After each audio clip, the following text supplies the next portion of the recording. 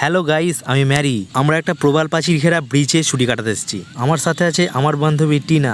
সে একটা লোকাল ছাপড়িকে ধরে এনেছে ছুটিটাকে রোমান্টিক বানানোর জন্য, আর সাথে এনেছিল একটা স্পিড বোট, যাতে মাছ সমুদ্রে গিয়ে একটু গাড় মারাতে পারে। এরপর আমরা সমুদ্রে নামার সময় মোবাইলগুলোকে ভালো করে প্যাক করে নিচ্ছিলাম। এই ছাপড়ির কাছে ছিল একটা আইফোন, আর আমাদের কাছে ছিল সামান্য একটা অ্যান্ড্রয়েড। তো সেটাকে আমরা বেশ পলিথিনের ভেতর ভালো করে প্যাক করে নিই। এরপর আমরা বীজটার মজা নিতে জলে লেগে পড়ি। আমার বান্ধবী ছাপড়িটাকে নিয়ে তো বেশ ভালোই মজা করছিল, কিন্তু আমার তোকে ওর মতো ছিল না, তাই আমি একাই গান মারাচ্ছিলাম।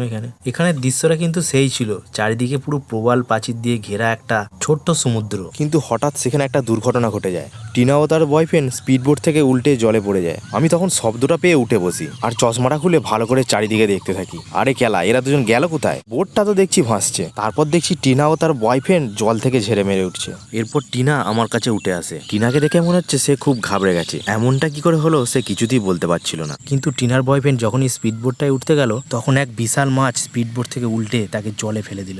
আমরা দুজন তাকে বাঁচাবার খুবই চেষ্টা করছিলাম। ছেলেটাও সাঁতার কেটে আমাদের কাছে চলে আসে, এমনকি তার হাতটাও ধরে ফেলি, কিন্তু শেষ রক্ষাটুকু হলো না। মাছটা মুহূর্তের মধ্যে জলের গভীরের দিকে তাকে টেনে নিয়ে যায়, আর একটা বাজে দৃশ্য জলের মধ্যে ভেসে ওঠে, যেটা আমরা একদমই আশা করছিলাম না। এই দৃশ্য দেখে তো আমরা দুজন খুবই ঘাবড়ে যাই, কেননা এইভাবে জলে ফাঁসতে থাকলে আমাদের কাছেও মাছটা মেরে ফেলতে পারে। তাই ঠিক করি উঁচু পাথরটার কাছে যা হোক করে আমাদের ঘরে যেতে হবে, কিন্তু জলটাকে একটু বেশি নড়াচড়া করলে মাছটা আমাদের জীবন নিয়ে নিতে পারে। তাই হাতের সাহায্যে জলটাকে আস্তে আস্তে কাটতে কাটতে আমরা এগিয়ে গেলাম, কিন্তু আমাদের পিছনে যে বোর্ডের সুতোটা ফাঁসছিল সেটা আমরা খেয়াল করিনি। কিন্তু মাছটা ঠিক বুঝতে পেরে যায় আর আমাদের কাছে চলে আসে, আর ছেলেটার রক্ত আমাদের গায়ে ছিটকে দেয়। এইবার আমরা ভয়ে আরো জোরে জোরে হাত চালাতে থাকি, যাতে পাথরটার কাছে পৌঁছে যেতে পারি।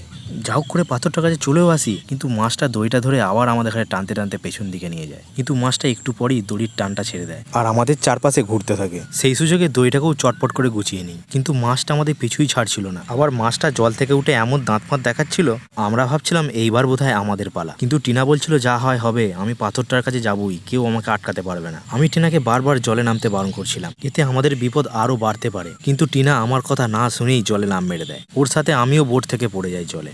এরপর যা হোক করে আমি বোটটাই উঠি, ওদিকে টিনাও সাঁতার কাটতে কাটতে পাথরটার কাছে চলে যায়, আর পাথরটার উপরে উঠে পড়ে, আর মাছটা পাশ দিয়ে বেরিয়ে যায়। এরপর টিনা যখন পাথরটার উপর ঠিকভাবে উঠে বসে, আমার ব্যাগটা তার দিকে ছুড়ে দিই। ব্যাগটা ছুটতে গিয়ে দড়িটা আবার জলে পড়ে যায়, আর মাছটা দড়িটা ধরে আবার টানতে শুরু করে দেয়। আর কোনো ভয় না পেয়ে যা হয় হবে বলে জলে লাফ মেরে দিই। সাঁতার কাটতে কাটতে যা হোক করে টিনার কাছে চলে যায়, আর টিনার হাতটা ধরে পাথরের উপরে উঠে পড়ি, আর মাছটা আমাকে ধরতে গিয়ে পাথরের সাথে ধাক্কা খায়, আর আমিও মাছটার হাত থেকে যা হোক করে বেঁচে যাই।